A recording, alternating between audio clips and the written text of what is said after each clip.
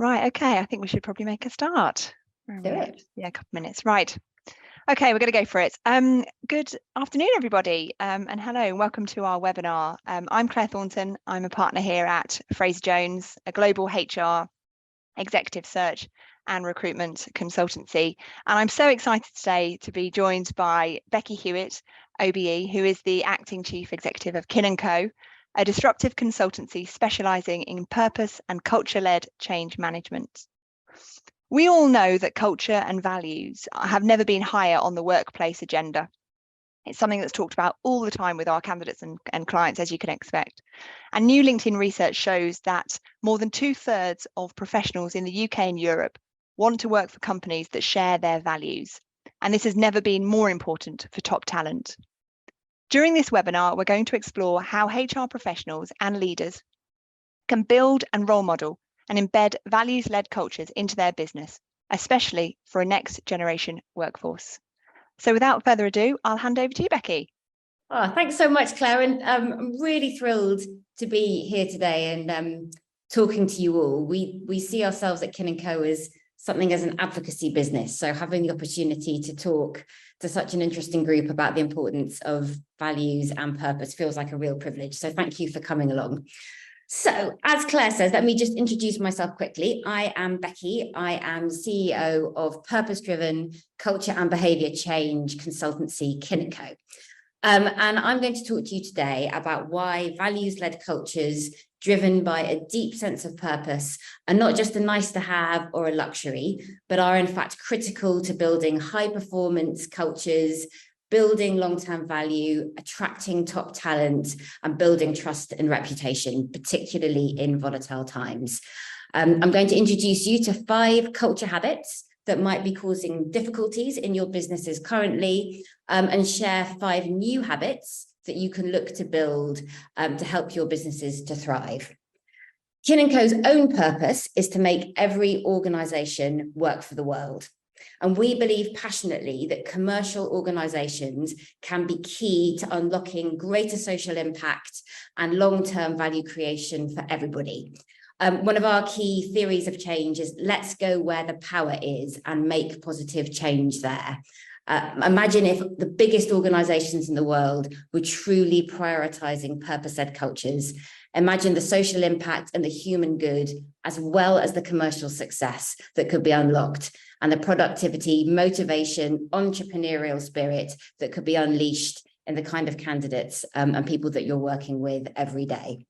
And as Claire said, we know this issue is a real priority and an increasing priority for talent, particularly in younger generations. The LinkedIn research that Claire referred to shows that more than 2/3 of professionals in the UK and Europe want to work for an organisation that shares their values. And it's important to say their expectations about this are really high. It's not good enough these days in terms of values just to do no harm, to keep the rules, not be illegal, follow a checklist of ethical conduct, or to have good marketing slogans on the walls. And actually, if organisations make big claims, if they say the right things about their purpose and values as part of their brand or in their recruitment process, but the reality that people experience, the kind of lived experience, whether or not organisations walk the talk or whether leaders really role model those values, if that doesn't happen, if that's not people's real experience and their day-to-day life doesn't live up to the claims, it can have an irreparable damaging effect on trust, which is incredibly hard to rebuild. So it's so important that values and purpose are not just claims, but they're really, really lived and embedded and activated within organisations. So we know that expectations of today's talent about purpose goes far beyond do no wrong, but instead people are expecting their employers to create a compelling vision of how businesses can contribute to the world and how those candidates' own roles and own contributions can contribute to that purpose and that sense of alignment. And one of the really interesting things that Claire's team shared with me when we were talking ahead of this webinar was in the sense of time when people are burnt out, when they are tired, perhaps they have lost their sense of passion and motivation. They are looking to employers and they are looking to the recruitment process to lift them up and give them that sense of that purpose and vision, give them that sense of value, something they can aspire to. So again, the way that companies not only talk about their purpose and values, but really live them in the recruitment process is absolutely critical. So this is super important, but it's also fair to say that we are not there yet. And in fact, you will have seen with the scandals happening at the CBI, at ITV, at OD Asset Management, in fact, in a way, we're slipping backwards, and we really need to pay attention to ethical, purpose-led, values-led cultures in this moment. You know, this is not something we can be complacent about making progress on. In fact, it's a really, really critical time to double down.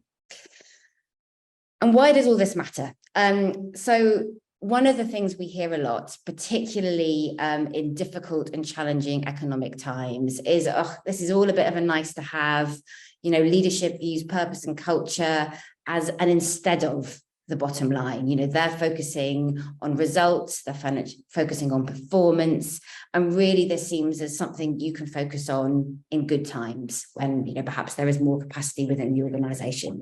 But what we would say, and what all the research shows, and you can see here, we've got research from Deloitte, from Gallup, from Ford, from Oxford Economics, is that organizations that really focus on purpose and culture, particularly in tough times, are the ones that do better commercially. So you'll see statistics here about the impact on turnover, on the impact of attracting top talent, on the direct link between strong cultures and revenue, on productivity, on loyalty, on collaboration, and particularly there, the second one around how culture really makes a difference to ethical behavior, illegal behavior, some of the conduct issues that we've been seeing, absolutely damaging reputations in the papers recently. So all of us here, given the community that we're in, I suspect won't need to be told that people, culture, purpose, and values have a huge impact on the bottom line. But we also know that in moments of stress and difficulty like we're in now, it can be hard to make that case to leadership, to boards who are focused on other things. And I hope one of the things we can achieve today is help you here as a community make the business case for why really investing and prioritizing in these things is important, particularly during volatile times. But let's take a moment just to kind of pull back. Hang on. This is being a bit funny. 1 second. There we go. And think about the kind of times that we see ourselves in. So most of you might be familiar with the term permacrisis. It was the Collins Dictionary word of the year last year, I think, and really it refers to multiple years of extreme crisis.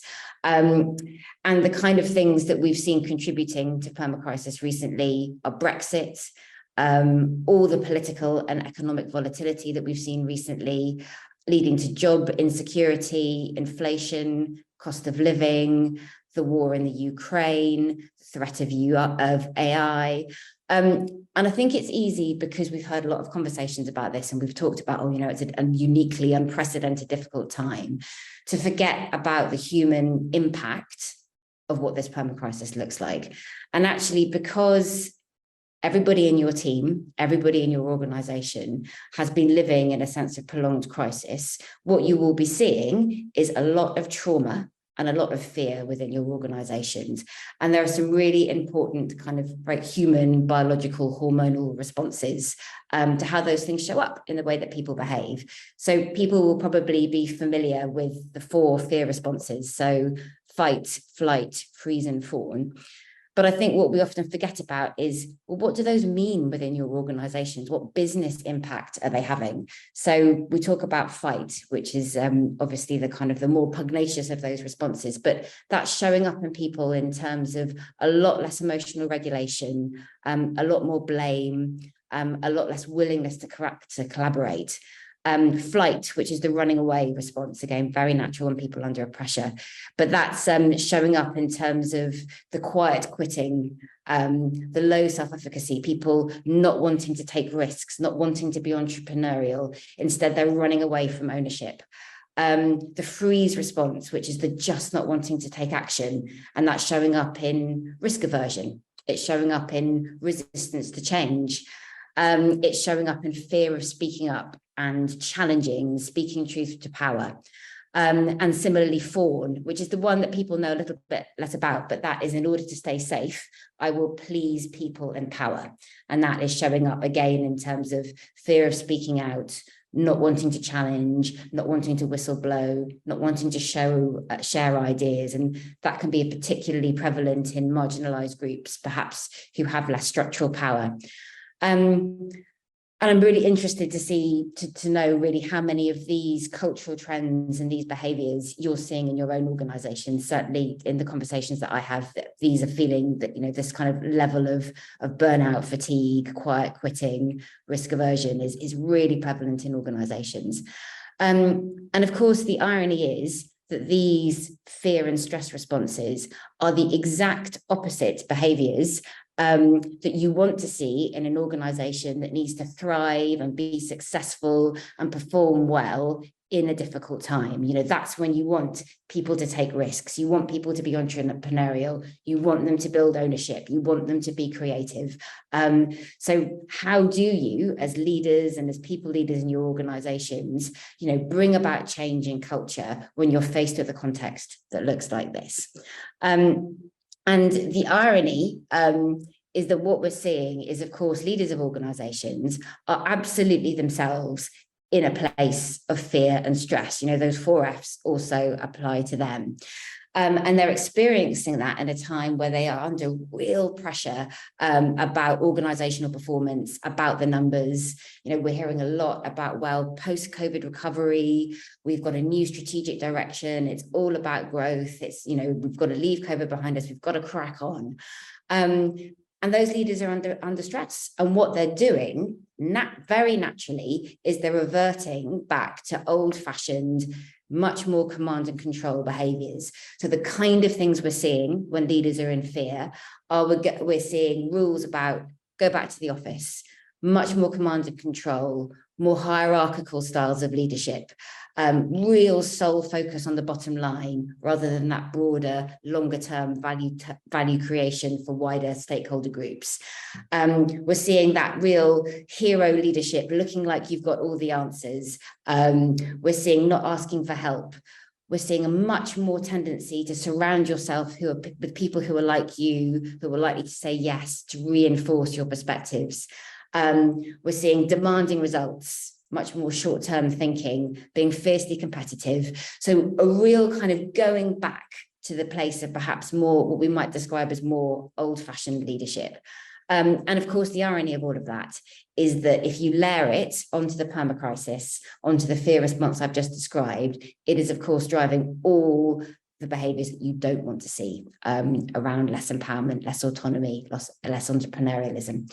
So instead, what we're encouraging is, rather than moving away, the big risk of moving away from purpose, values, empowerment, is that leaders need to do the counterintuitive thing. They need to find their courage and actually lean into purpose, to lean into values, to lean into culture, to find a way to drive the kind of cultural behaviours in their organisation that we know will unlock imagination, creativity, engagement, discretionary effort, connection and trust that high-performing organisations need. But all of this requires a lot of courage, because it is not the natural response. It requires the courage to do things differently. And no webinar that I ever give would be complete without a quote from Brené Brown.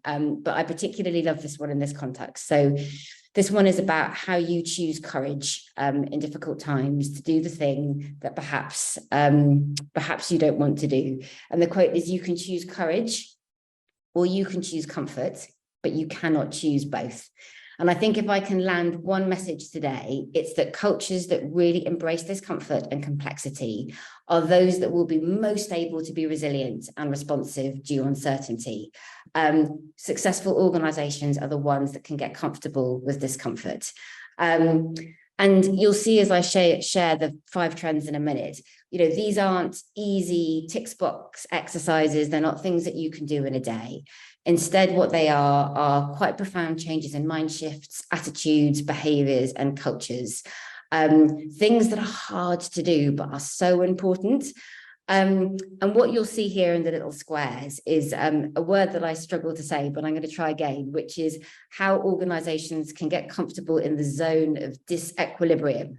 Said it, okay. And essentially what that means is how can organizations get comfortable with learning, with high performance, with trying new things, with taking risks when things are uncertain. And that looks like allowing people to explore feelings. It means living with doubts, living with uncertainties, learning to be vulnerable, getting uncomfortable with things that are evolving and emergent, not always having a clear pathway and answers. It means holding things that are ambiguous. But if you can get to a place where you can live with that discomfort in times of uncertainty, you will see within your teams a much higher degree of emotional regulation, good judgment, responsiveness, all of which will help you to thrive and perform in difficult times. So yeah, absolutely that sense of none of what I'm trying to share today is about quick fixes or easy answers, but it's trying to to identify and lean into some trends and spot those kind of big cultural shifts that you need to make. So without further ado, what are the 5 culture trends that we're going to discuss? So the 5 big culture risks. The first one is around a shift between leading with rules to leading with purpose and values.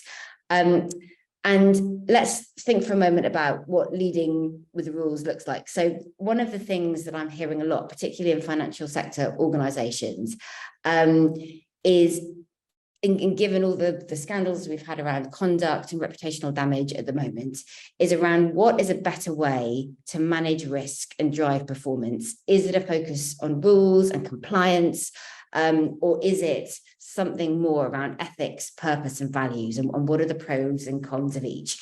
And as I've said previously, when we were talking about the fear response, it's very natural to revert to rules when you are in fear, because it feels safer, it feels more predictable. And of course, all organizations in all sectors do need some rules, and they're different in every sector. They will be regulatory, they may be around data protection, health and safety, good governance, safeguarding in the charity sector. So of course, some rules are needed, and that is absolutely critical. But what we're talking about here is an over-reliance on rules when rules aren't necessarily needed. And the fundamental problem of a rules-based culture is it creates a mindset of fear. It creates a mindset of scarcity. So the kind of place that people go to is, well, what might I do wrong? What mistake might I make? How do I protect myself? How do I protect my reputation? So it creates a much more short-term, much less ambitious kind of culture. So let's deep dive a little bit into some of the specific problems that rules can create.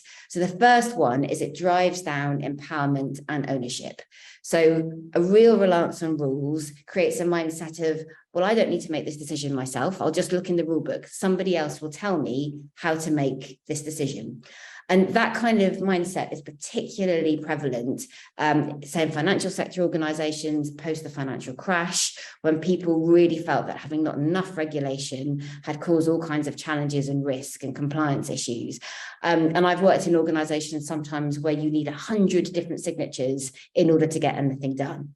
And really what that's saying is if 100 different people sign this, no one person ever has to take accountability for this decision. You know, nobody is owning this. No one's responsible. Decisions are slow and sluggish. So you're really creating a culture of low ownership, low accountability, and incredibly slow decision making. The other problem with rules is that they create a real false sense of safeness and certainty and predictability. So in volatile times, people will think, well, there'll always be a guidebook that will tell me what to do. But of course, the reality in the kind of times that we're in is there won't be a rule that will tell you how to do everything. Not only is it incredibly time consuming to try and do that, but what happens is over-reliance on rules means that people become much less skilled in solving problems for themselves, using their judgment, making good decisions in scenarios where there are no rules to follow. So rather than using their initiative, they are, of course, waiting to hear what other people are going to tell them to do.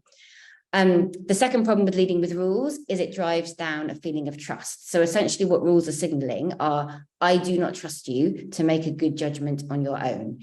And one of the pushbacks I sometimes get on that is, well, what about the people who will do things wrong, who will break the rules, where bad conduct can be a real risk?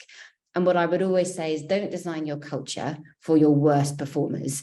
Deal with those people through robust performance management and feedback, but don't create a whole organization whose culture is orientated towards the people you cannot trust. Design your culture assuming best intent, and you will almost always find that best intent is what prevails as the cultural norm. And the last problem with leading with rules, of course, is it creates really short-term thinking. It drives down the entrepreneurialism and the creativity that I've talked a lot about. It's all about avoiding making mistakes, avoiding doing wrong, than really focusing on the art of the possible, which is where obviously purpose and values come in. So really what leading from purpose looks like is it puts them in a mindset of, what could I achieve? What might we do right together? What could we create? What could we build in terms of our value, in terms of our reputation of our product? So it puts you in that mindset of abundance and the art of the possible.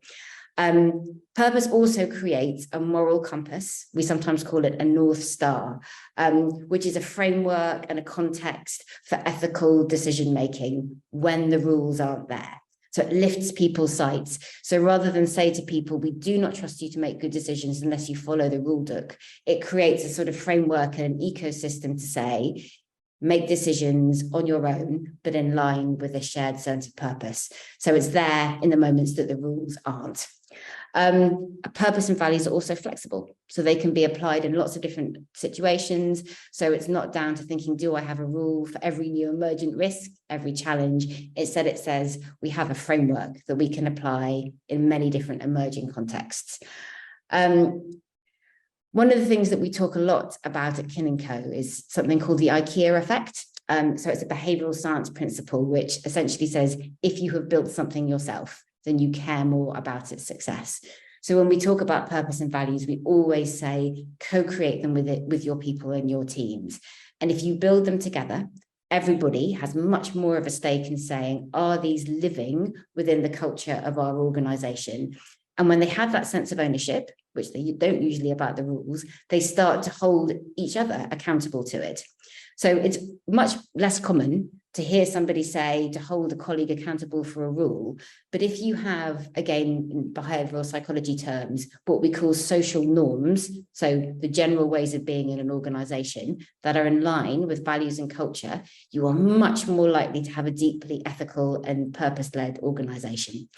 So really what purpose and values do is create this ecosystem of ethical decision-making, good judgment, long-term thinking, creativity that will drive commercial success in the long term. That's the first one. The next thing we're saying is moving from a place of relying on company-wide wellbeing initiatives to energy and cultural leadership. So when I, again, talk to people or do surveys or do research about the biggest challenge organizations are finding right now, it is almost always burnout, exhaustion, and fatigue in their teams. And of course, many really well-meaning organizations are responding to that by saying, right, we're going to do all kinds of one-off wellbeing initiatives. We're going to have yoga, we're going to have meditation, we're going to do healthy eating initiatives, all of which have good value. But one of the things we're also hearing is that people are disengaging from those one-off initiatives. So people are investing money in it, but it's not having impact. And in fact, those one-off wellbeing initiatives can actually do more harm than good if they are seen to be out of kilter or misaligned with people's day-to-day experiences within an organization. And all the research shows, and it's very clear on this, is you cannot have high well-being in your organization where people aren't burning out if you have a culture where there is toxicity, where there is bullying, where people are always on call, if they experience unfair treatment, where there's low autonomy, if there's microaggressions. If you have a toxic or a difficult culture, there cannot be well-being.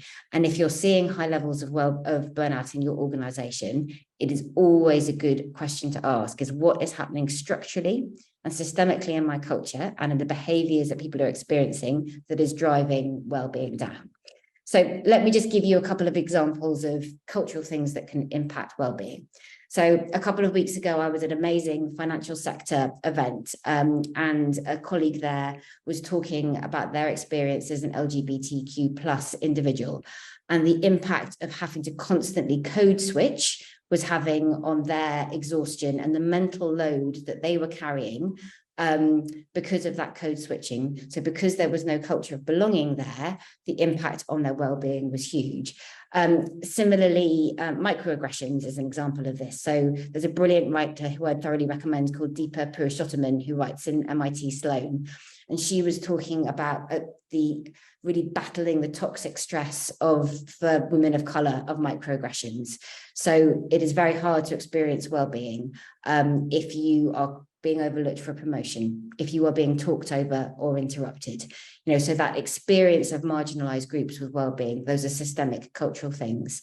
Similarly, another key thing is workload and job design. So if you think about women coming back to work, perhaps in flexible roles, their well-being will not be high if their job hasn't been redesigned from a 5-day job to a 4-day job, and their workload and the expectations have been adjusted, because essentially you are hardwiring overwork into that job design, and one-off well-being initiatives will not fix that.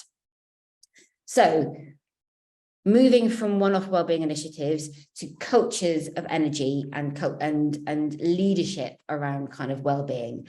So what does that look like? So the first and most fundamental thing is having workplace design and job design where there is role clarity, fair workload, clearly articulated expectations about what good looks like, fair promotion. And these things might seem like the basics, but how often are they not in place? And how often do we try and overlay, as I said, one-off initiatives on essentially a broken structure and wonder why it doesn't work? The second is absolutely about safe and healthy cultures. You cannot have well-being in a culture where there is bullying, where there are toxic behaviors, where there is injustice or lack of respect. So you have to address those systemic cultural issues. And the last thing is really, again, back to that link to purpose and values. People's well-being is significantly increased if they feel a personal alignment with their values to the purpose of the organization. And if people experience a lack of alignment between their values and what they think is right, and the behaviors and the decisions and the choices of the organization that they are in, that has a huge impact on their well-being too. So that is the second trend. The third one is around moving from a parent and child mindset to a more accountable mindset. So I don't know if people are aware of transactional analysis. It's a really interesting psychodynamic theory about what happens in organizations where people go back to that dynamic of having the organization as the parent and the employee is the child. And we saw a real increase, a shift towards this dynamic during COVID, because many organizations were having to move in to that caring, looking after their staff dynamic, which is appropriate then, but has now left a legacy that is causing problems. So the kind of things to look out for within that there's one around accountability. So organizations are expected to be solving far more problems than are really their responsibility to solve. People aren't coming up with ideas. There is often a much more authoritarian sense, more rules-based. Sometimes it can lead to more blame, more control, and expectation of conformity. So it has a control-based set of challenges, but also a sort of over-reliance on the parent set of challenges. And meanwhile, in the child mindset, you're seeing a lack of self-efficacy, what we call learned helplessness. So waiting and hoping for somebody else to solve the problems, a sort of sense of victim mindset, why are all these things happening to me? Again, rather than that creative, entrepreneurial, problem-solving mindset that you want to see. And instead, obviously, where we want to move is a place of ownership, where people are really seeing the challenges that an organization faces, the opportunities they face as shared together, something they can lean into and solve.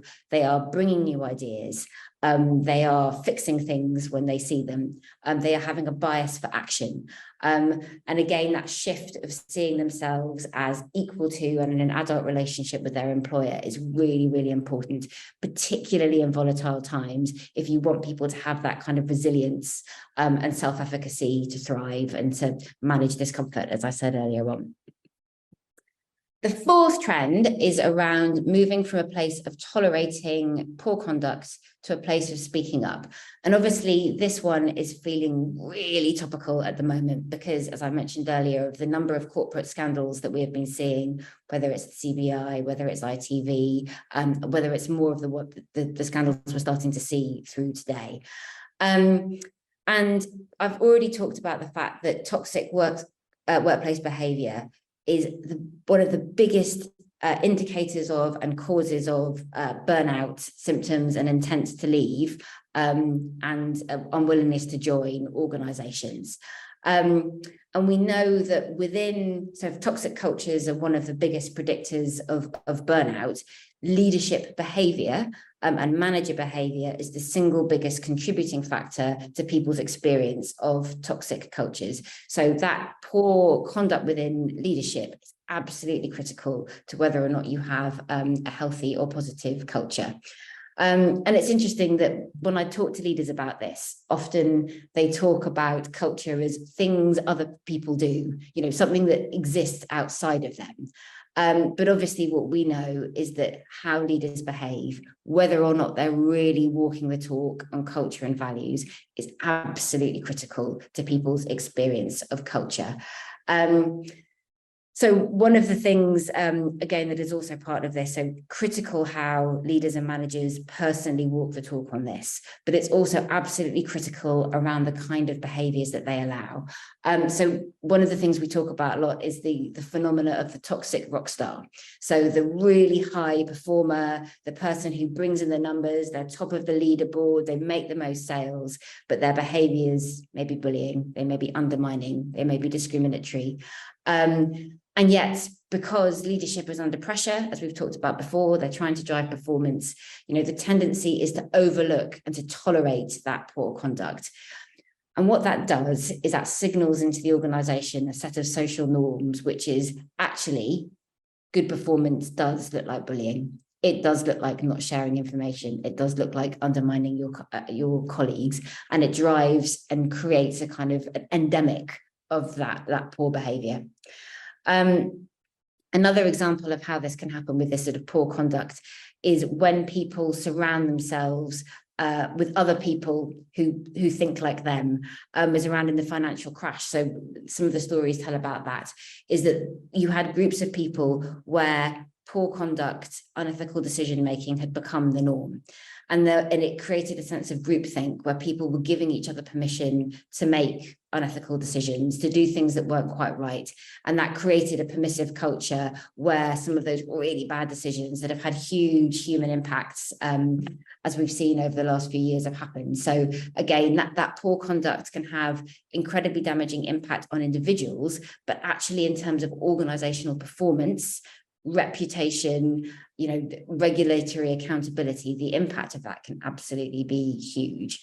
And the antidote to that, and again, if you look at the news stories about the CBI, about ITV, about other scandals, there was almost always a failure of speaking up.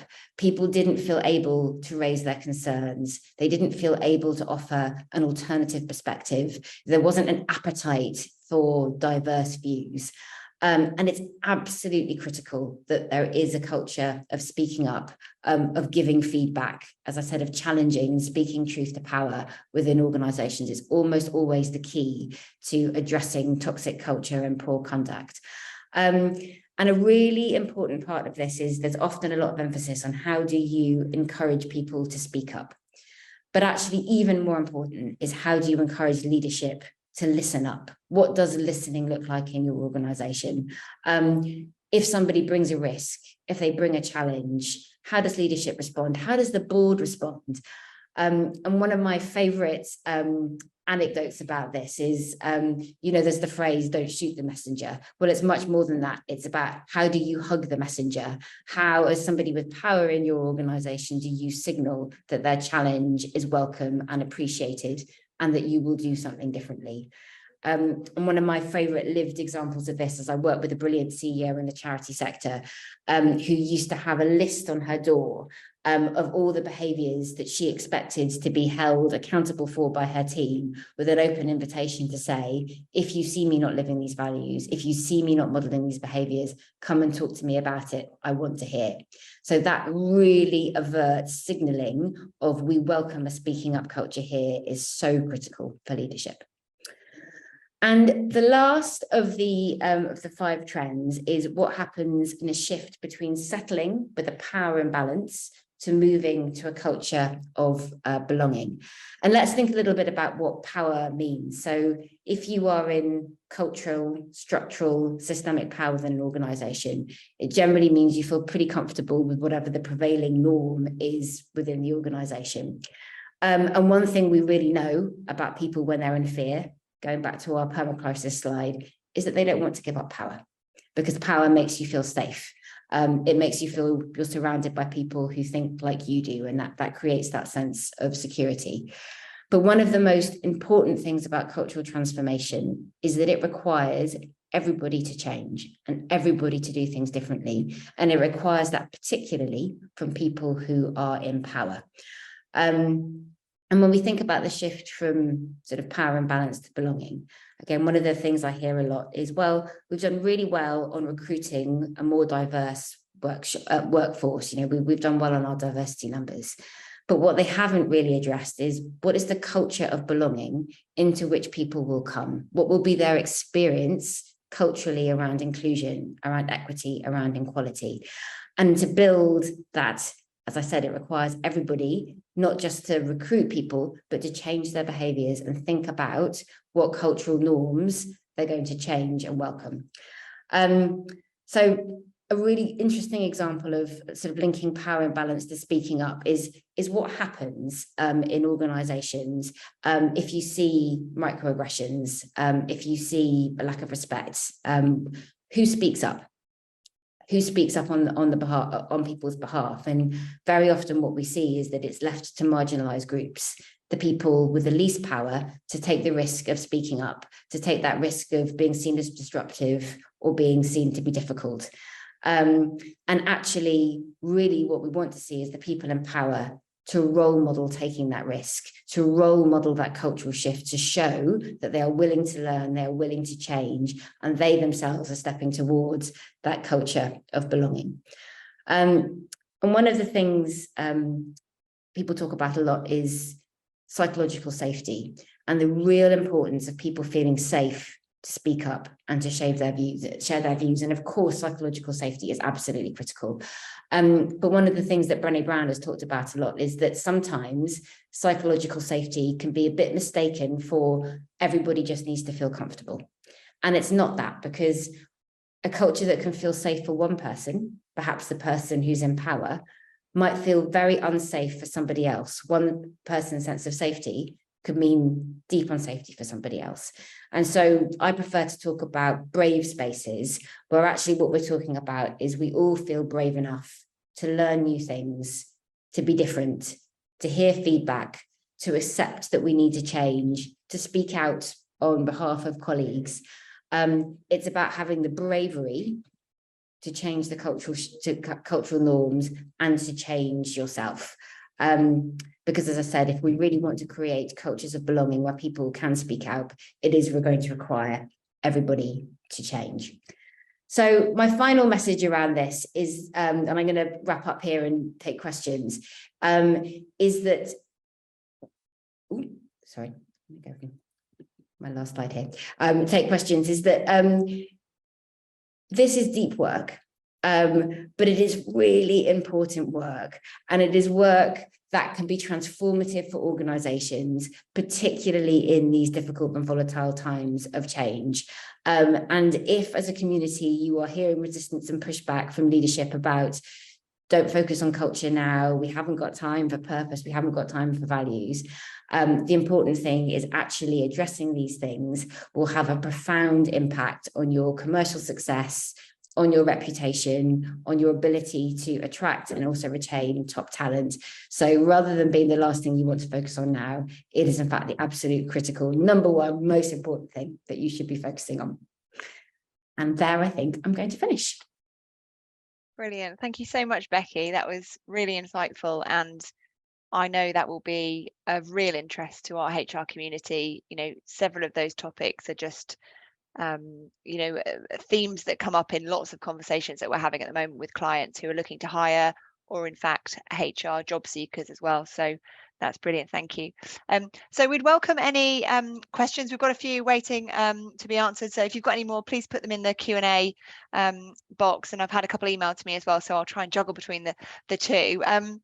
I'll be fair and do it in time order. So I suppose firstly, somebody just wanted a bit of clarity on one of the points. So someone has asked just for some clarity around, you mentioned in those 5 kind of the culture risks, the first one being moving from rules to leading with purpose and values, and then later on point 3 mentioning around the shift from parent-child mindset to an accountable mindset where we need more rules put in place. One of our audience just wanted a bit more clarification around that. So sorry if it's not that, and apologies if that's how it came across. So in a more adult, accountable mindset, it's not about rules, it's about taking ownership. And again, one of the things we see is an over-reliance on rules actually drives down ownership, because what people are doing is, am I just doing the things on this checklist? But they're not taking responsibility for good judgments, assessing risk, making good decisions, trying new things, learning. So all those much more kind of empowered behaviors of ownership, those are adult behaviors, because you are seeing yourself as an owner of the ultimate choice. So actually in an adult mindset, in a place of ownership, it's not about rules. It's about you being in a mindset where you're taking ownership for your own choices and your decisions for the good of the company. And that's where purpose comes in, because it gives you that sense of framework around what is the North Star that is guiding my decision making, and allows me to have a sense of the why. Why am I making decisions? What is an appropriate risk? What is an appropriate judgment in this moment?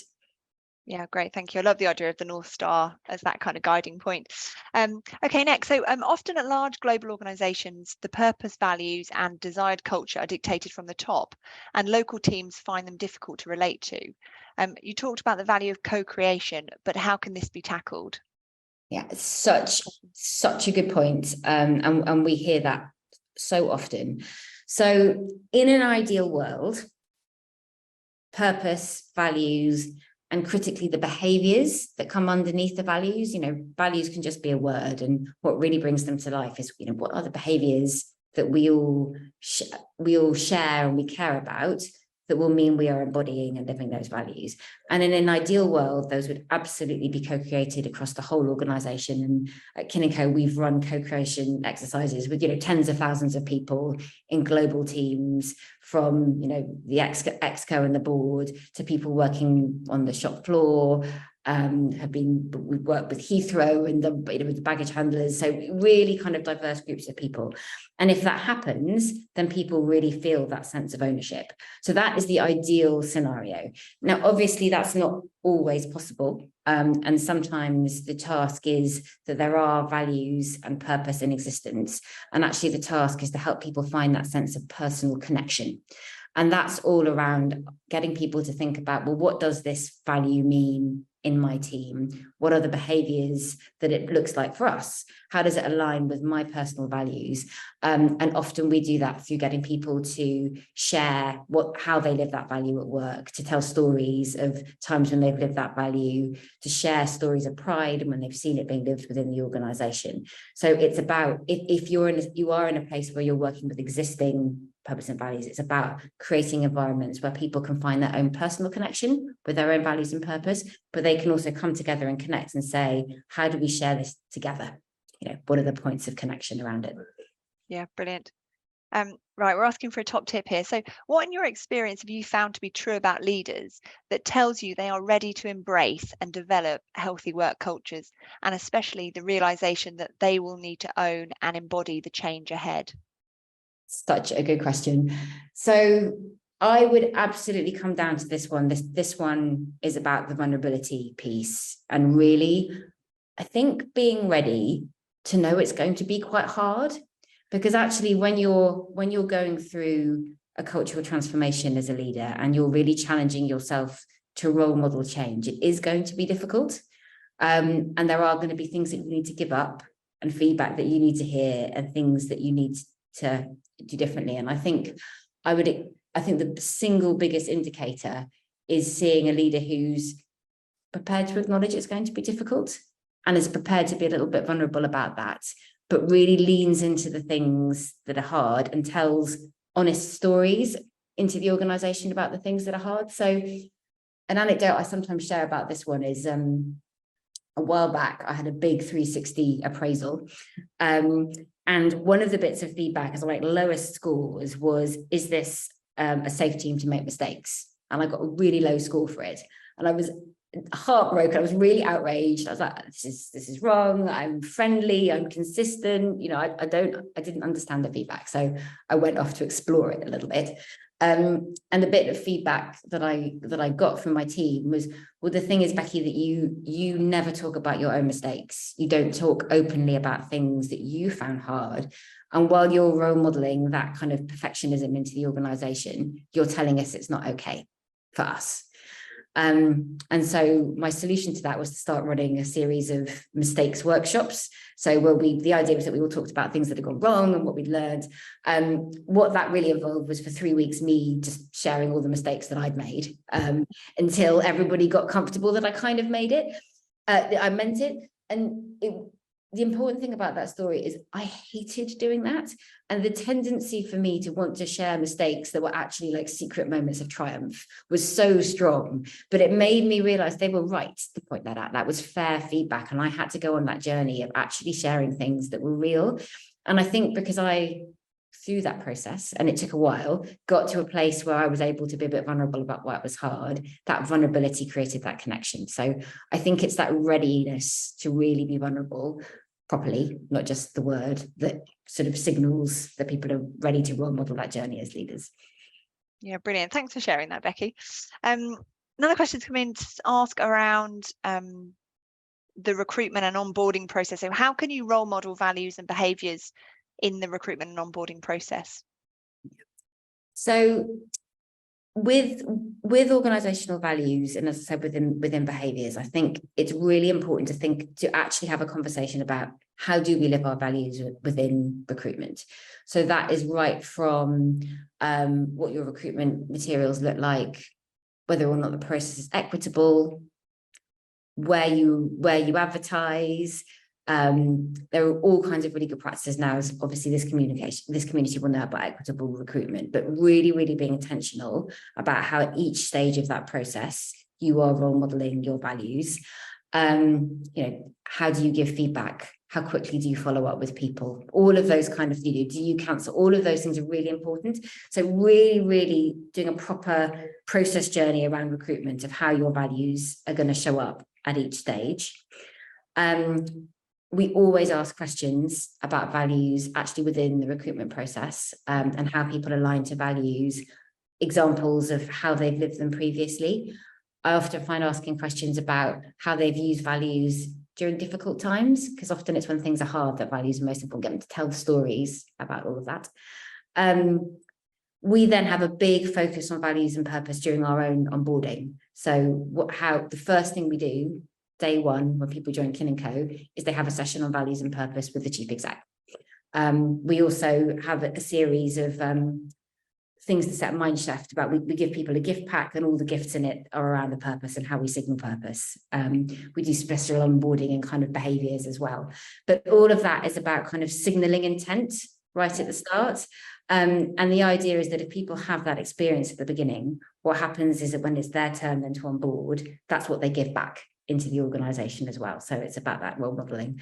And then, of course, there's all the things that I'm sure people know about making sure values and behaviors are within all the performance frameworks, within the career roadmap. So really putting it within the culture and the systems, but overemphasizing it in that place where trust is being built in onboarding and in recruitment is really, really key. Yeah, great. Thank you.